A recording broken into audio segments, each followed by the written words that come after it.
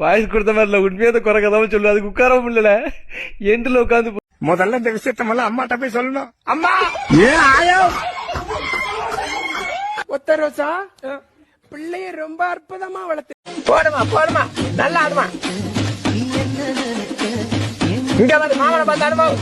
மாமனை பாரு, ஒரே குஜாலமா இருக்காயா. அங்க பாரியா, என்ன ஆட்ட பாரியா. போடு. இது மூஞ்ச பாரு மூஞ்ச, மூக்க பாரு மூக்க. ஏன் கொஞ்ச பாரு குஞ்ச, அது கீரைக்கு 2 கோட்டை. கீரை யுரலோட கோபல்.